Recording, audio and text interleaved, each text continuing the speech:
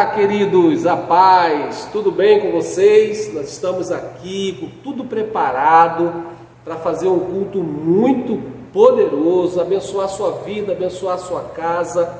Então sejam todos muito bem-vindos a esse culto de celebração.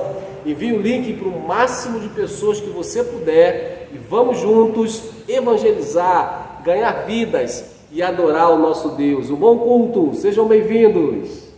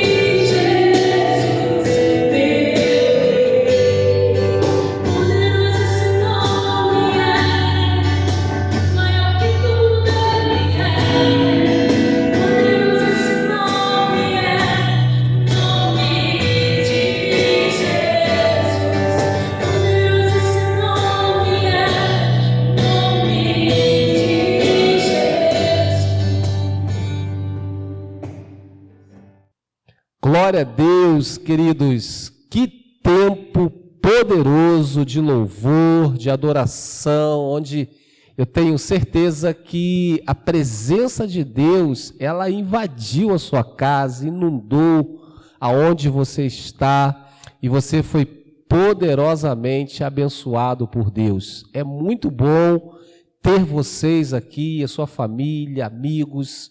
Sejam todos muito bem-vindos. Para nós é uma grande alegria poder estar tendo a honra, né, de estar na sua casa, no seu trabalho, cultuando a Deus junto com você, através dessa ferramenta tão poderosa, através do nosso canal. Então, que bom que você está aqui. E agora, aquele momento tão especial, tão poderoso, aonde nós tiramos uma selfie, publicamos nas nossas redes sociais, espalhamos a alegria do Senhor. Neemias declara que a alegria do Senhor, ela é a nossa força. Então é o nosso Minuto Conexão.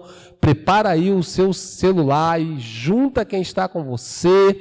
Se você estiver sozinho, tira a foto a si mesmo e você vai ter 1 minuto para postar a sua foto nas redes sociais. Então você está preparado? Eu vou contar até 3 e depois você vai ter 1 minuto, que é o nosso Momento Conexão. 1, 2, 3. Minuto Conexão.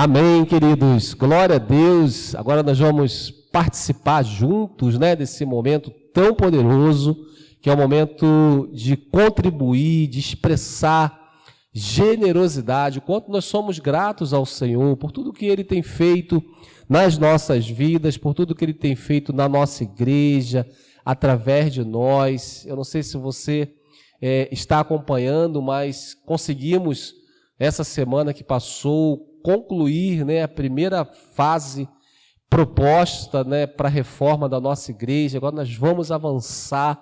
Eu quero encorajar você a continuar contribuindo, continuar participando conosco, porque você está investindo em um solo que é fértil. Nós estamos em reforma, dividimos por fases, agora vamos entrar aí na próxima fase e nós contamos com a sua contribuição, com o seu investimento. Você pode fazer isso através desse QR Code que está aparecendo aí na sua tela, dar uma oferta, entregar uma oferta especial, uma oferta generosa para ser aplicada na obra de reforma do nosso templo. Eu tenho certeza que Deus vai te abençoar, na verdade vai continuar te abençoando poderosamente. E nesse tempo de ofertório, eu quero trazer, né, um Drops, né, uma série de mensagens, onde nós vamos começar a falar sobre o zelo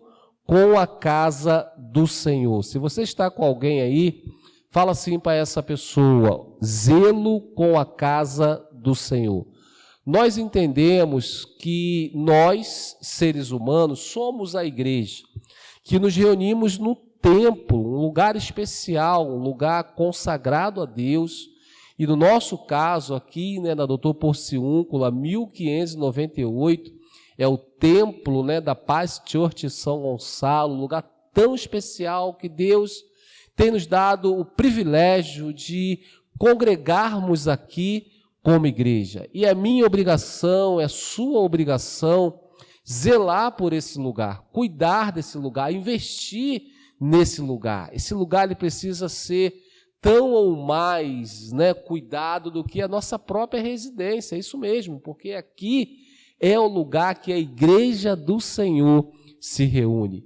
Eu quero ler esse texto com você, que está ali em Ageu, um texto bastante conhecido, Eu vou abrir aqui a minha Bíblia, Ageu, no capítulo 1, a partir do verso 1, diz assim a palavra de Deus: no primeiro dia do 6º mês do 2º ano do reinado de Dário, a palavra do Senhor veio por meio do profeta Ageu ao governador de Judá, Zorobabel, filho de Seatiel, e ao sumo sacerdote Josué, filho de Jeozadak, dizendo: assim diz o Senhor dos Exércitos, este povo afirma, ainda não chegou o tempo de reconstruir a casa do Senhor. Por isso, a palavra do Senhor veio novamente por meio do profeta Ageu. Acaso é tempo de vocês morarem em casas de linho de fino acabamento, enquanto a minha casa continua destruída? Agora, assim diz o Senhor dos Exércitos: vejam aonde os seus caminhos os levaram. Eu vou parar por aqui, porque é um drops, é uma pequena porção, e nos próximos cultos eu vou estar trazendo outras porções fundamentadas nesse texto. Nós vamos aprender juntos princípios poderosos a fim de zelarmos, a fim de cuidarmos da casa do Senhor, desse lugar que nós nos reunimos, que nós congregamos como igreja. E é interessante, se você prestar atenção nesse texto, que a palavra do Senhor ela vem sobre o profeta Ageu, e ele diz que assim diz o Senhor: este povo afirma que ainda não chegou o tempo de reformar ou de construir a casa do Senhor. Percebe, queridos? Então, a palavra não era do Senhor, a palavra não era do profeta Ageu. Ele afirma que o povo estava falando isso. E aí eu quero pensar com você no primeiro princípio muito poderoso, para que aprendamos a necessidade, a importância de cuidarmos da casa de Deus. O primeiro princípio que eu quero falar com você, vou ficar só nesse: cuidado com as palavras contrárias. Isso pode minar a sua fé. Percebe? O povo havia levantado um boato mentiroso que ainda não era o tempo de reconstruir a casa do Senhor. Era algo que o povo havia inventado, não tinha nada a ver com Deus. E Deus usa o profeta Ageu para trazer uma grande advertência. Então, queridos, cuidado com as palavras contrárias. Isso pode minar a sua fé. Nos nossos dias não é diferente. As pessoas falam tantas coisas acerca dos dízimos, acerca das ofertas, e isso às vezes mina o coração das pessoas ao ponto delas não contribuírem, delas não fazerem aquilo que a palavra de Deus ordena que seja feito. Então, cuidado, coloque filtros espirituais, porque o caminho para sermos abençoados financeiramente é sendo dizimista e ofertante fiel na casa do Senhor. Não existe outro caminho. Então não aceite palavras contrárias, não aceite palavras distorcidas em relação a esse assunto. Ouça aquilo que a Bíblia fala, ouça aquilo que nós temos ensinado, ministrado sobre a sua vida, e seja muito abençoado por Deus. Vamos orar juntos para que depois você tenha um tempo para devolver o seu dízimo, para entregar a sua oferta através do nosso QR Code, transferência bancária. Você tem vários canais para fazer isso e expressar a sua gratidão e a sua generosidade. Pai, muito obrigado por esse tempo tão especial que o Senhor proporciona para nós como igreja. Nós queremos ter filtros espirituais em nossos ouvidos, para que as palavras contrárias, as palavras mentirosas, não venham minar a nossa fé. Deus, que possamos ser encorajados pelas verdades que estão contidas na Tua Palavra. Nos abençoe como igreja, Senhor, que haja um mover sobrenatural na vida de cada pessoa que está agora conectada, que está agora participando desse culto, ó Deus, que as portas de empregos sejam abertas, que as causas sejam liberadas, que o Senhor opere o sobrenatural na vida desse irmão, dessa irmã, nessa família, em nome de Jesus. Amém e amém. Glória a Deus. Você recebe essa palavra, querido? Não fala assim comigo, eu tomo posse dessa palavra em nome de Jesus. Agora você vai ter um tempo para fazer isso. Fique bem à vontade. Deus te abençoe e uma boa semeadura. Paz.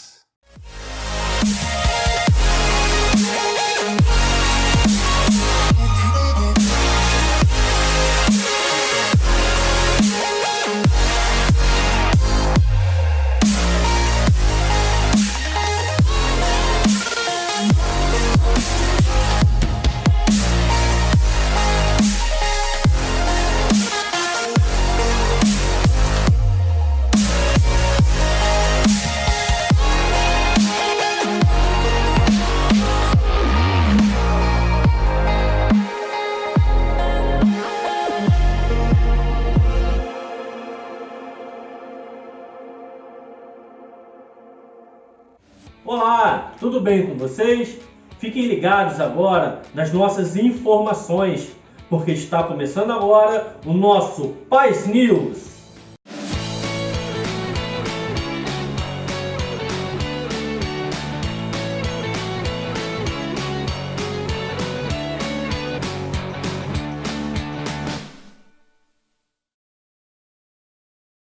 Os Life Groups, que são as células nos lares, acontecem durante a semana presencialmente e em alguns casos online.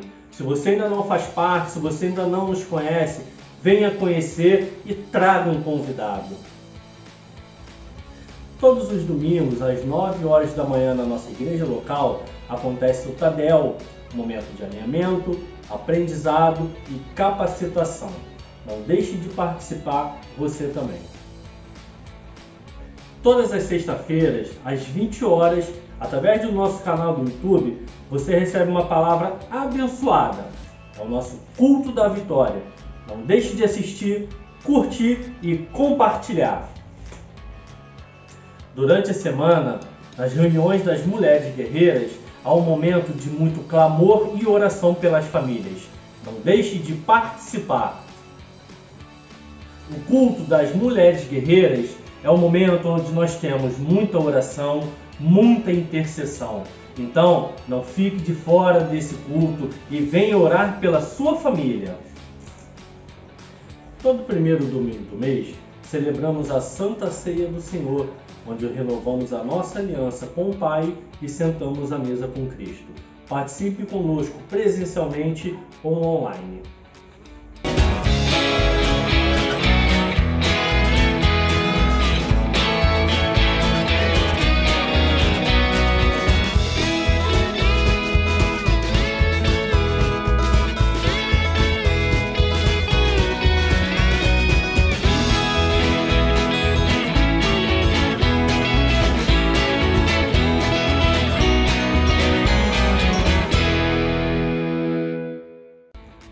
E essas foram as nossas informações semanais. O Paz News fica por aqui, mas não deixem de ficar conectado conosco nas nossas redes sociais. Até mais!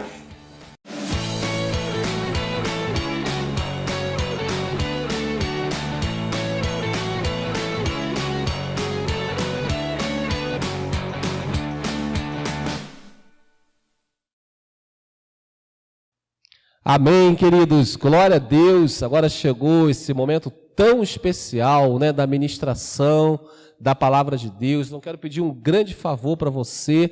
Não saia, segura um pouco aí, não vou me estender, para que você receba tudo que o Senhor já preparou para você nesse culto. Fica comigo, vamos até o final, que Deus tem o melhor para a sua vida. Eu quero falar nesse culto, nessa mensagem, o tema da nossa mensagem é o Deus das causas impossíveis. Fala para quem está com você, o Deus das causas impossíveis.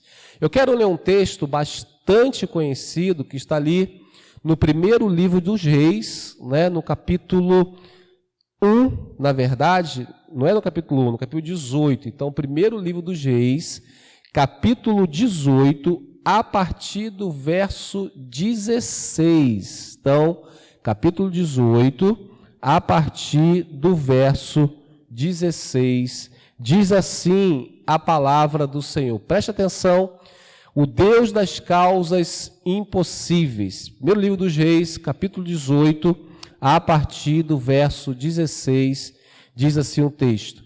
Então Obadias dirigiu-se a Acabe e passou-lhe a informação. E Acabe então foi ao encontro de Elias. Quando viu Elias, disse-lhe: é você mesmo, perturbador de Israel? Não tenho perturbado Israel, Elias respondeu, mas você e sua família têm sim perturbado. Você e toda a família do seu pai, vocês abandonaram os mandamentos do Senhor e seguiram os Baalins. Agora, convoque todo o povo de Israel para encontrar-se comigo no Monte Carmelo e traga os 450 profetas de Baal e os 400 profetas de Aserá, que comem, Aserá ou Azerá, né? Que comem à mesa de Jezabel. Acabe então convocou todo o povo de Israel e reuniu os profetas no Monte Carmelo. Elias dirigiu-se ao povo e disse: até quando vocês vão oscilar para um lado e para o outro?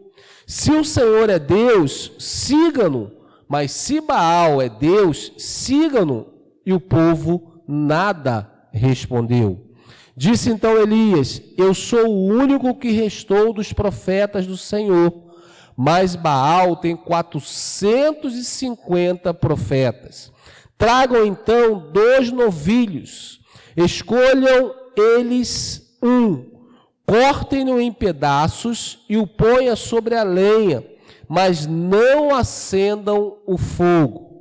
Eu prepararei o outro novilho e o colocarei sobre a lenha, e também não acenderei fogo nela.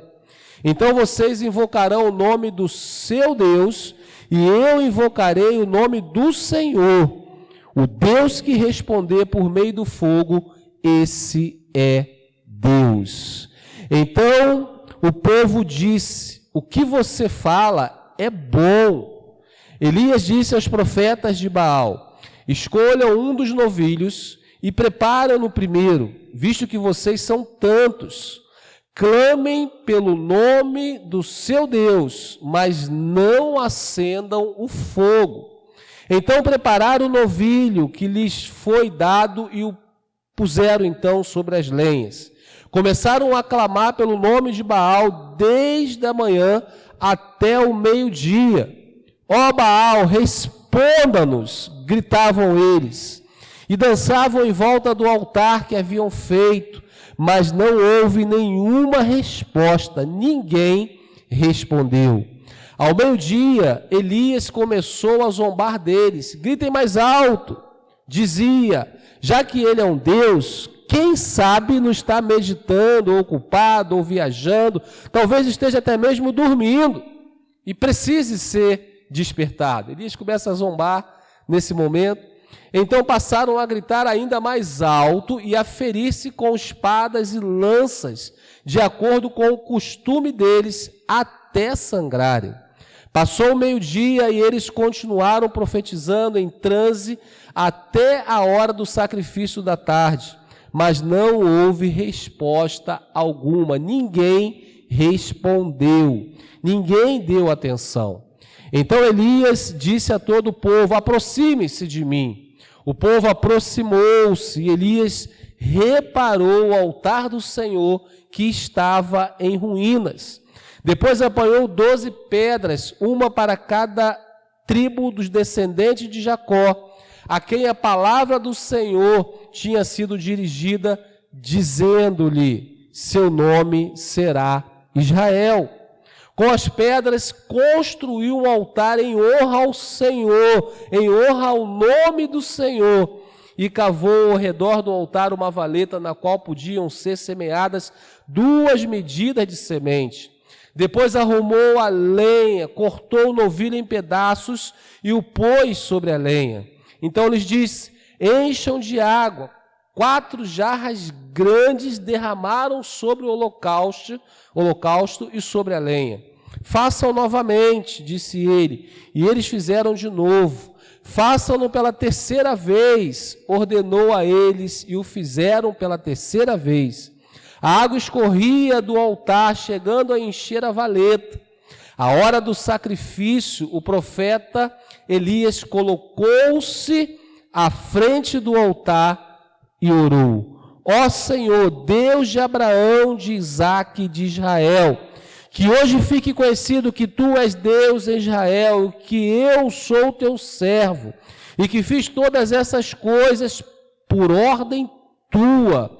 Responda-me, ó Senhor, responda-me, para que este povo saiba que tu, ó Senhor, é Deus que fazes o coração deles voltar para ti.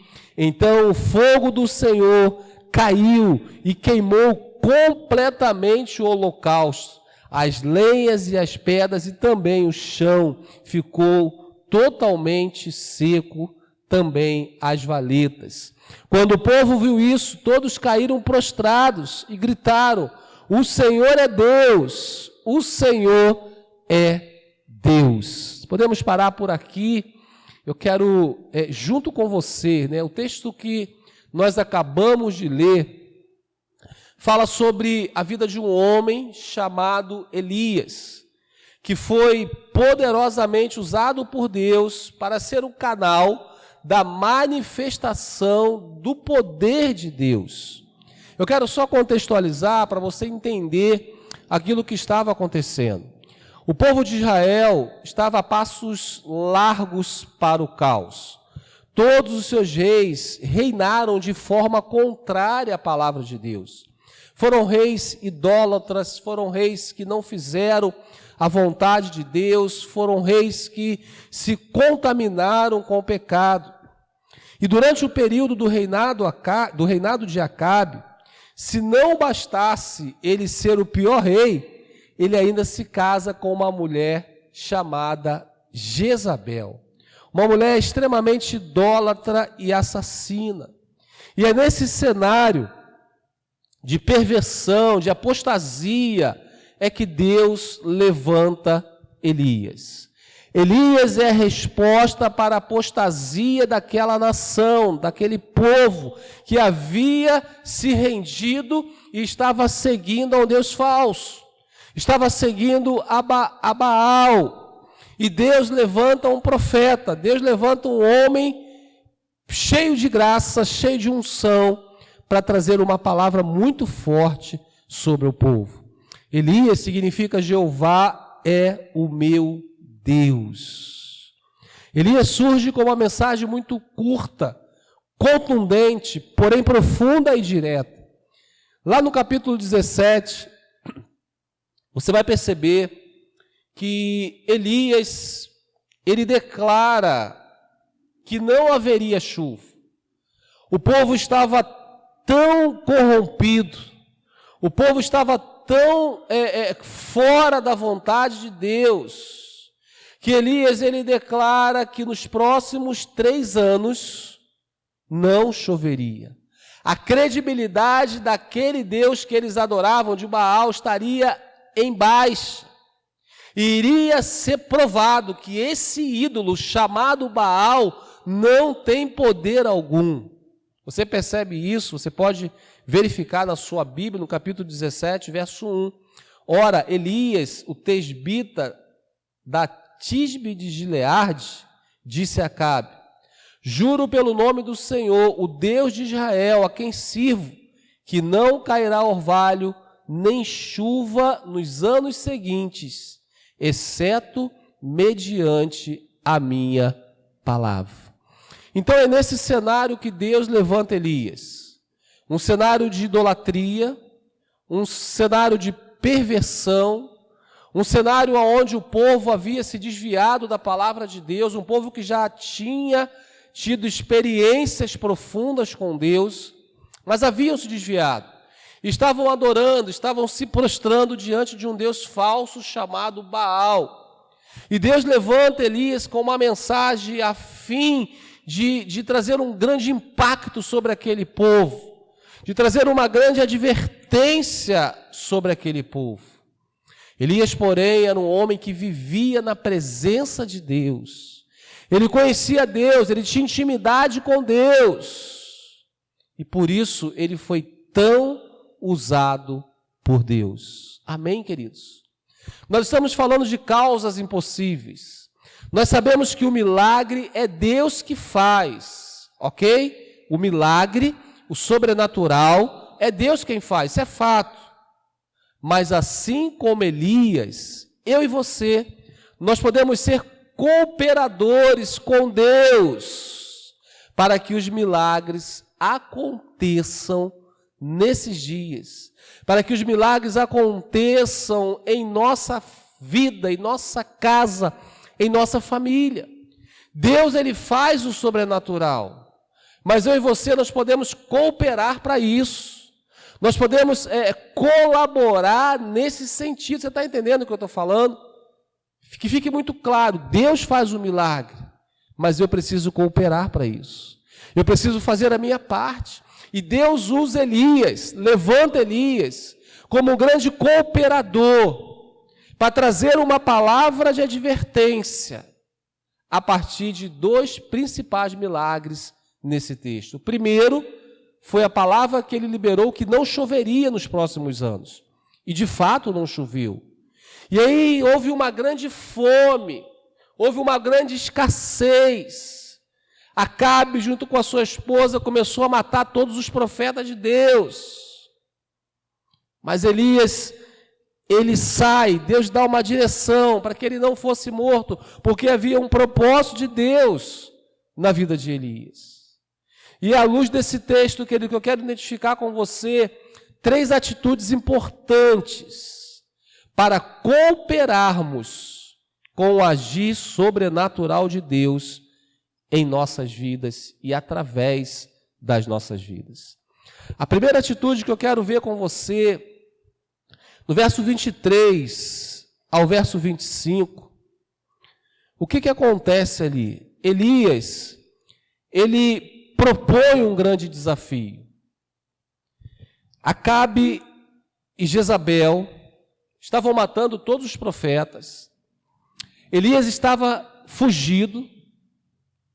E aí, Elias se apresenta a Acabe. Era o momento dele se apresentar a Acabe. Era o momento de Deus glorificar o nome dele através da vida de Elias. Preste atenção. Elias, então, se apresenta a Acabe. Mas nós vimos no texto que haviam 450 profetas de Baal e havia 400 profetas de Azaré lá. Então era um total de 850. E Elias era só um. Ele precisava de uma estratégia para que o povo percebesse que Baal não estava com nada, que Baal não tinha poder algum. Mas Elias não podia enfrentar esses 850 homens. E ele precisava de uma estratégia. Então a primeira coisa que nós aprendemos nesse texto, querido, diante dos desafios, diante das causas impossíveis para nós, na ótica humana, peça a Deus estratégias. Peça estratégias a Deus, porque com a nossa força, com o nosso braço, do nosso jeito, na maioria das vezes, nós não vamos vencer. Nós não vamos conseguir alcançar o objetivo. Mas quando reconhecemos a soberania de Deus, quando reconhecemos o poder de Deus, quando nos sujeitamos, submetemos-nos a este poder e fala: Senhor, me ajuda. Eu não sei mais o que fazer. Me dê uma estratégia para eu agir diante dessa situação. Me dê uma estratégia para eu agir no meu casamento. Me dê uma estratégia para eu agir com relação ao meu filho. Me dê uma estratégia para eu agir com relação aos meus pais. Me dê uma estratégia para que eu possa agir com relação à minha célula, aos meus discípulos. Senhor, eu preciso de uma estratégia. E aí Deus dá esse start para Elias, essa estratégia para Elias. O verso 23 diz: tragam 2 novilhos, escolham eles um, cortem-no em pedaços e ponham sobre a lenha, mas não acendam o fogo. Eu prepararei o novilho e o colocarei também sobre a lenha, e também não acenderei o fogo.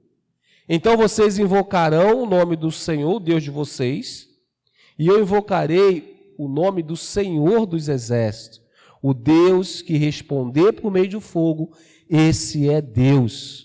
Então todo o povo disse: o que você disse é bom.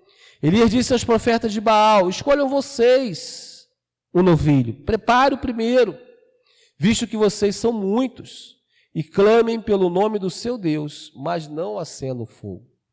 A estratégia que Deus deu para Elias era que ele propusesse um desafio que ia mostrar para o povo quem é o Deus que opera o impossível, quem é o Deus de milagre. Olha que estratégia tremenda, querido. Vamos fazer um desafio. Elias dá preferência para eles. E eles vão lá, começam a fazer aquilo tudo como o texto fala. E nada acontece. Eles preparam ali todo o processo, o novilho e tudo mais, e nada acontece. Nada acontece. E aí chega a vez de Elias nesse desafio.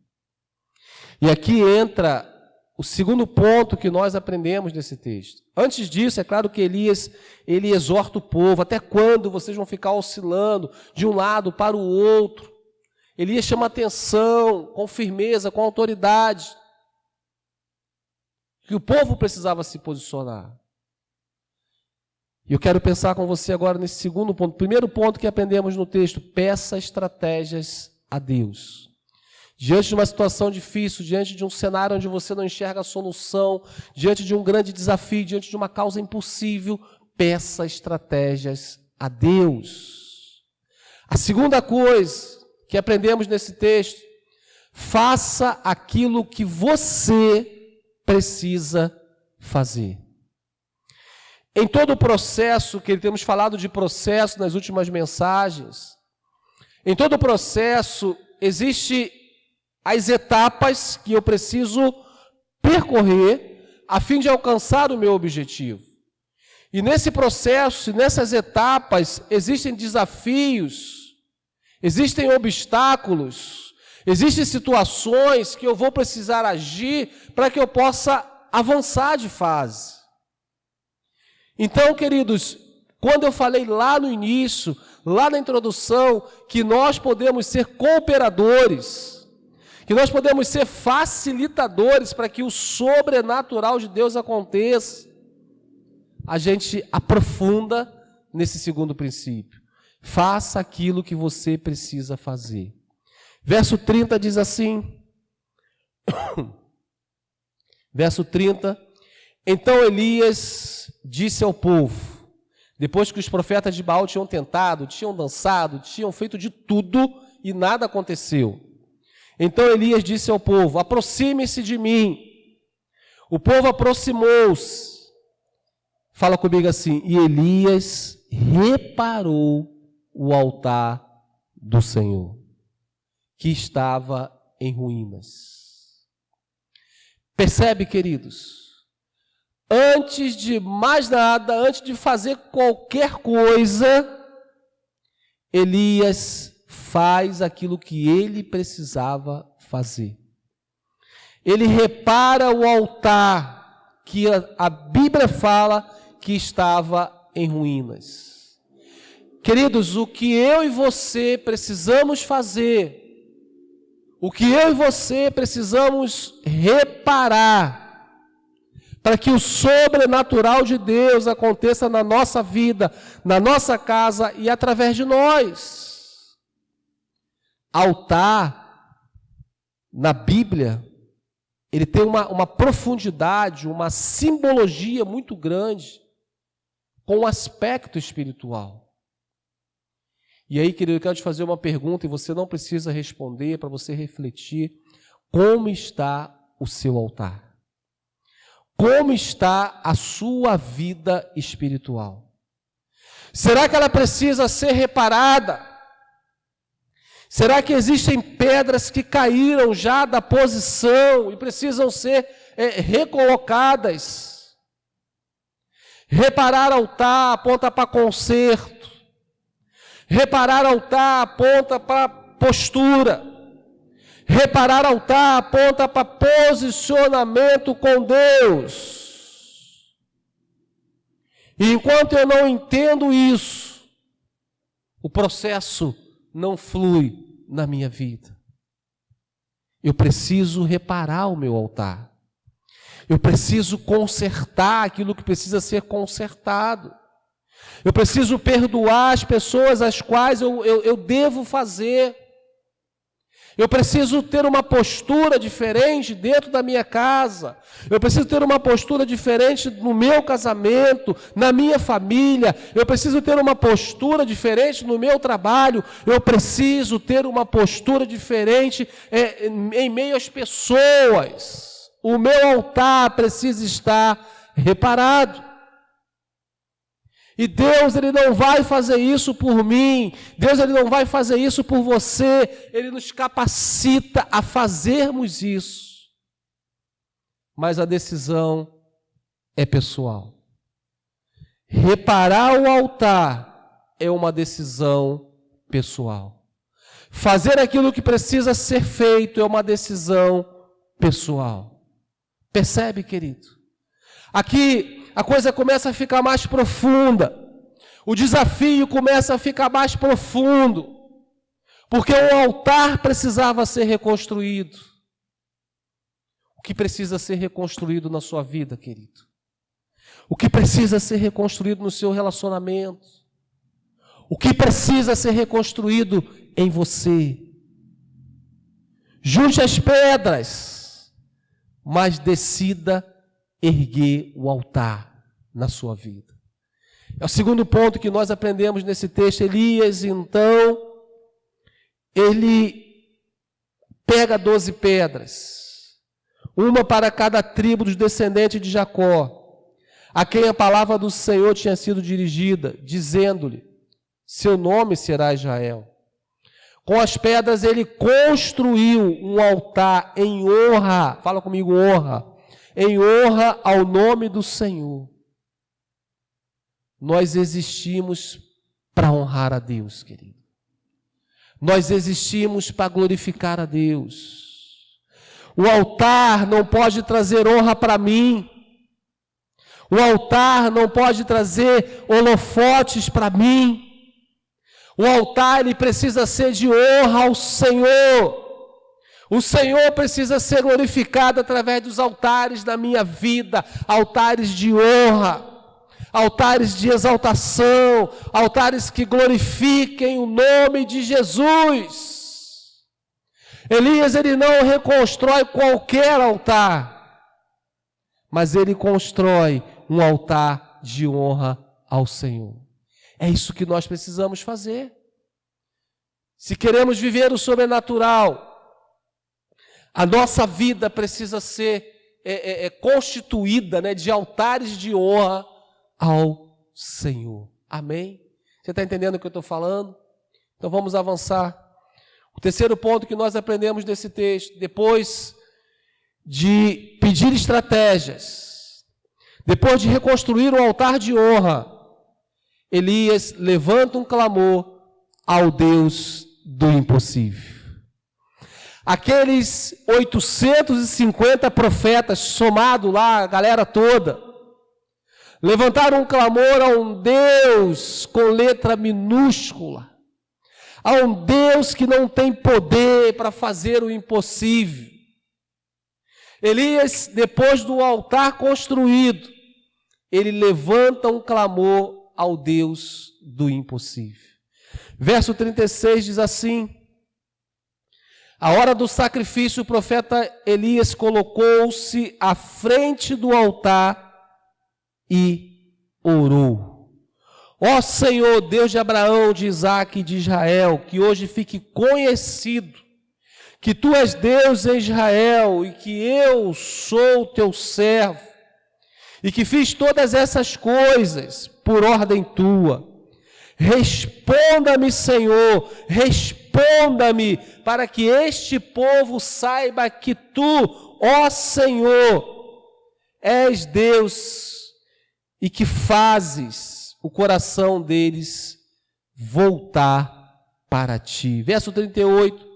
Então o fogo do Senhor caiu e queimou completamente o holocausto, a lenha, as pedras e o chão, e também secou totalmente a água na valeta. Quando o povo viu isso, todos caíram prostrados e gritaram: o Senhor é Deus, o Senhor é Deus. Eles tiveram que reconhecer, de fato, quem é o Deus do impossível. Eu e você, queridos, nós servimos a um Deus do impossível. A palavra de Deus diz que tudo é possível àquele que crê. Quando cremos e não duvidamos em nosso coração. A palavra de Deus diz que a fé vem pelo ouvir a palavra dele. Que a fé precisa nos mover. Contudo, eu preciso clamar ao Senhor. Contudo, eu preciso orar ao Senhor. E foi isso que Elias fez. Depois do altar construído, ele levanta um clamor ao Senhor. E quando nós oramos ao Senhor, Deus responde o nosso clamor. Deus respondeu com fogo e ficou provado quem é o Deus do impossível. Nós somos privilegiados porque servimos a um Deus do impossível. Porque servimos a um Deus que pode chamar à existência aquilo que não existe.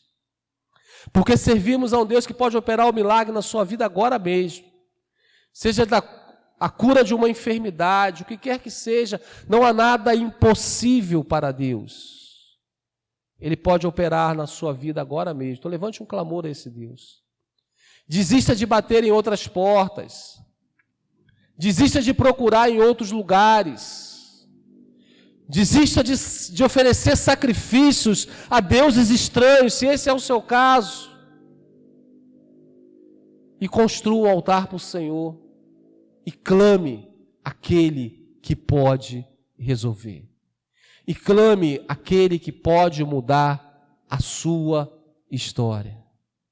E eu quero concluir lendo com você a partir do verso 41.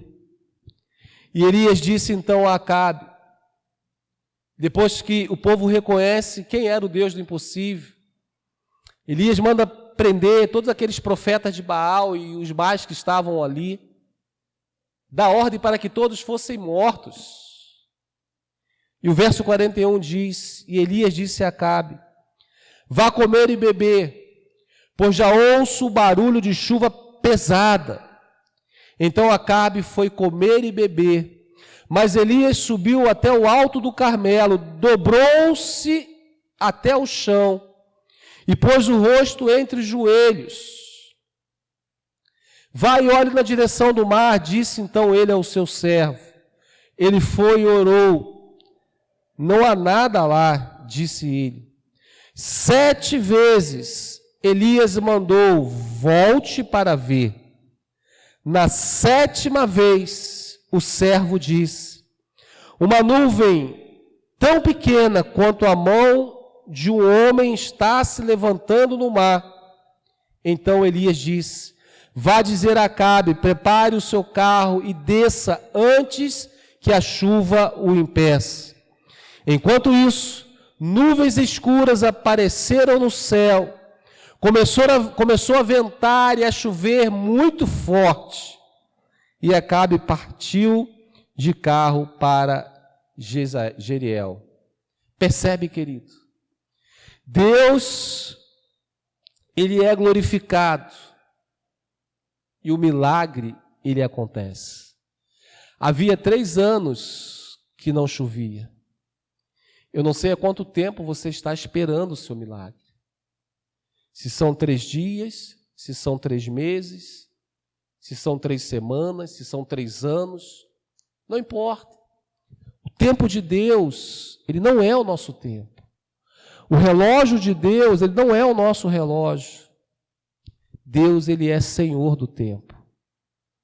E o tempo do seu milagre, ele pode ser hoje. A chuva que você precisa, de forma metafórica, né? A chuva que você precisa, ela pode cair sobre você nesse momento, aonde você está. Porque nós servimos a um Deus do impossível. Não desista, querido. Percebe que enquanto Elias estava orando, o seu servo vai 1, vai 2, vai 3, vai 4, vai 5. Precisou de perseverança para que esse milagre acontecesse. Continue perseverando. Continue lutando. Continue construindo altares para o Senhor, porque a chuva vai chegar na sua vida. Pai, muito obrigado por essa palavra tão poderosa, que nós vimos e aprendemos aquilo que precisamos fazer para cooperarmos com o milagre. Sabemos que o milagre é o Senhor quem faz. Ficou aproximadamente 3 anos e 6 meses sem chuva. Mas foi necessário acontecer um processo para que o Senhor fosse glorificado e houvesse um reconhecimento do povo de quem é, na verdade, quem é o Deus do impossível. E uma vez que isso aconteceu, o milagre foi consequência. Houve chuva sobre aquela terra. Eu quero profetizar chuva sobre a sua vida. Eu quero profetizar chuva sobre a sua casa, sobre a sua família. Não uma chuva natural, mas uma chuva de bênçãos sobre o seu casamento. Uma chuva de restauração sobre os seus relacionamentos. Uma chuva onde você possa ser ministrado de forma tão profunda a reconstruir altares da sua vida. Uma chuva de prosperidade sobre a sua casa. Eu quero declarar a bênção de Deus, o milagre do Senhor sobre a sua vida, em nome de Jesus. Amém e amém. Você pode dizer amém comigo? Você pode dizer graças a Deus. Se você gostou dessa palavra, faz um contato com a gente. Se ainda não nos conhece, venha nos conhecer. Rua Doutor Porciúncula, número 1598, ao lado da subestação de energia da Eni. Vai ser um grande prazer receber você e receber a sua família.